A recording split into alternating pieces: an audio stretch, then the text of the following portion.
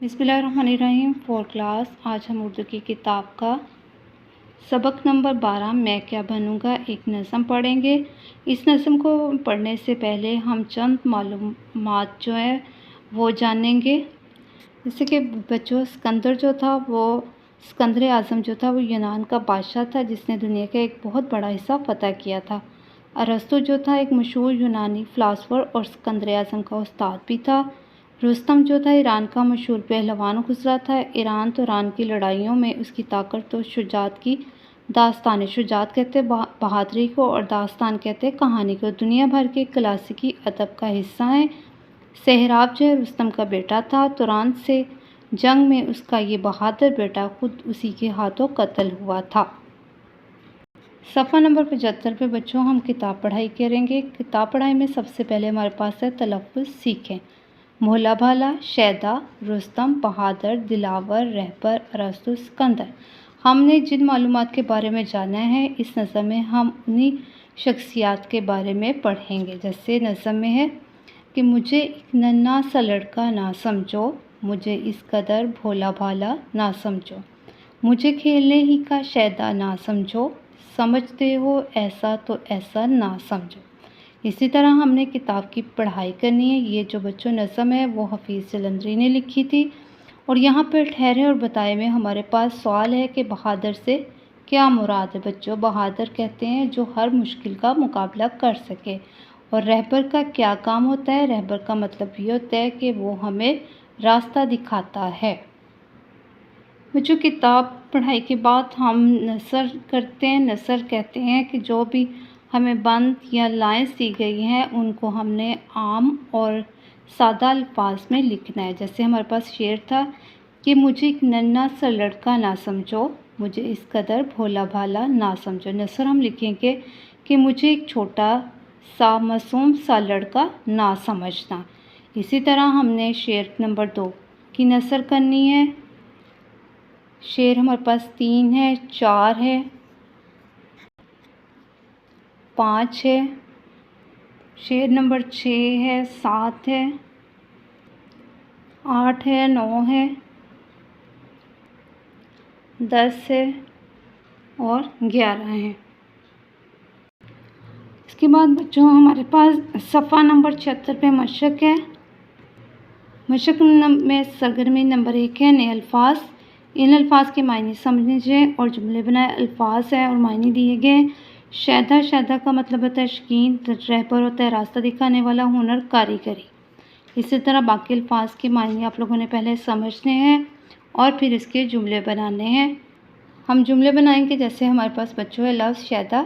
शैदा हमने भी पढ़ा था, इसका मतलब है शौकीन, कि मैं पढ़ने लिखने का या की शौकीन हूँ, यानी शैदा हम ये शौकीन तो मायने है, लेकिन हम लफ्ज़ शैदा इस्तेमाल करेंगे कि मैं पढ़ने लिखने की या का शैदा हूँ। हमें अल्फाज के मायने पहले पता होना चाहिए, उसके मुताबिक हम जुमले बनाएंगे। इसी तरह बाकी अल्फाज के आप लोगों ने जुमले बनाने हैं। सफ़ा नंबर 76 पे है कि आपने क्या समझा। कालम अलफ को कालम बे के साथ मिलाकर शेर आप लोगों ने मुकम्मल करना है। कालम अलफ और कालम बे दिया गया। जैसे मैं ताकत में रुस्तम से बेहतर बनूंगा, बहादुर बनूंगा, दिलावर बनूंगा, इनको मिला देना है। सबक नेकियों के मुझे याद होंगे, बहुत से हुनर मुझसे ईजाद होंगे। इसी तरह आप लोगों ने बाकी जो कालम है अपनी किताब पर नज़म के मुताबिक मिलाना है। इसके बाद सरगर्मी नंबर 3 बच्चों हमारे पास है दिए हुए सवालों के जवाब लिखें। ये जवाब हम अपनी कॉपियों पे लिखेंगे। सवाल हमारे पास है बच्चों की नज़म में बयान करदा कोई सी 5 सिफ़ात बताएं। सिफ़ात मतलब खूबियाँ। बहादुर, ताकतवर, सच्चा, रहबर, नेक।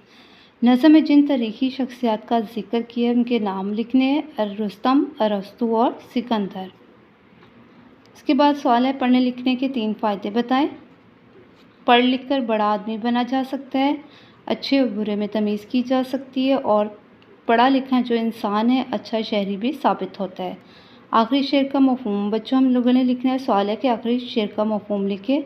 उसमें हम जवाब लिखेंगे मैं हमेशा तालीम हासिल करता रहूँगा और तरक्की की सीढ़ी चढ़ता रहूँगा।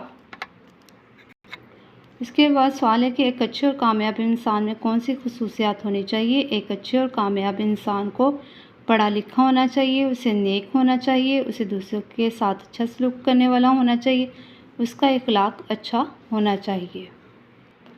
सफ़ा नंबर 70 है, यहाँ पे है हमारे पास मिलकर करें बात कि दी हुई तस्वीरों में बातचीत करें और बताएं कि तस्वीर में मौजूद लोग किस तरह मुल्क व कौम की खिदमत करते हैं। जैसे फ़ौजी है तो हमने इस पर बातचीत करनी है और ये बताना है कि ये किस तरह मुल्क व कौम की खिदमत करता है। इसी तरह उस्ताद है, डॉक्टर है, ये आप लोगों ने आपस में बातचीत करनी है। उसके बाद है कि आपको कौन सा पेशा पसंद है और क्यों, अपने ख्यालात का इजहार करना है कि आप कौन सा पेशा आपको पसंद है और उसकी वजह आपने बतानी है और इसका अपने इस पर अपने ख्यालात का इजहार भी करना है।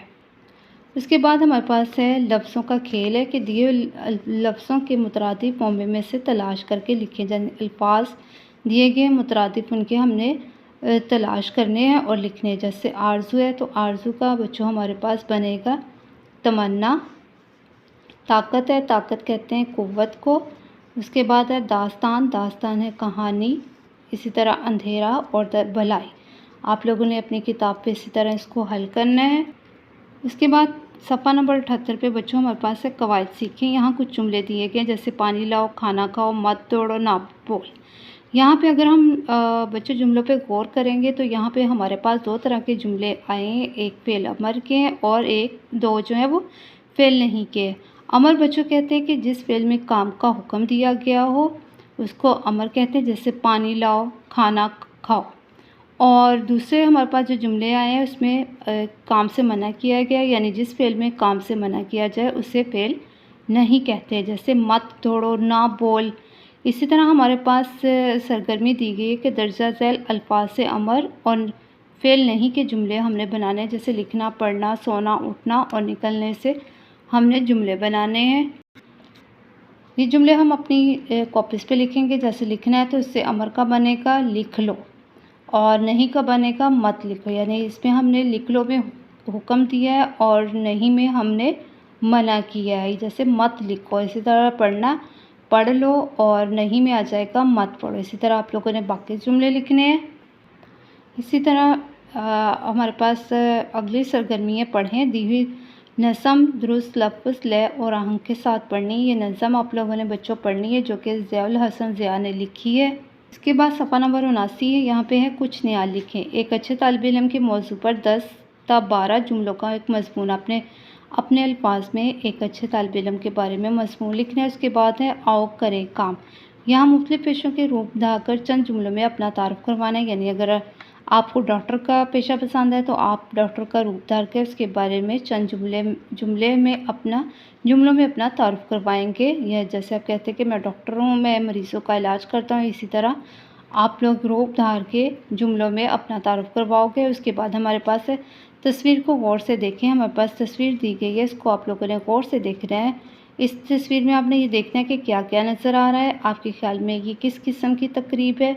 अगर आप इस तकरीब में शामिल होते तो आप क्या करते? इन सवालों के जवाब बच्चों आप लोगों ने इस तस्वीर को देखते हुए उसके मुताबिक लिखने हैं। इस तरह बच्चों आज का हमारा जो सबक है मैं क्या बनूँगा मुकम्मल हो गया है, जो कि आप लोगों ने अच्छी तरह से याद करना है।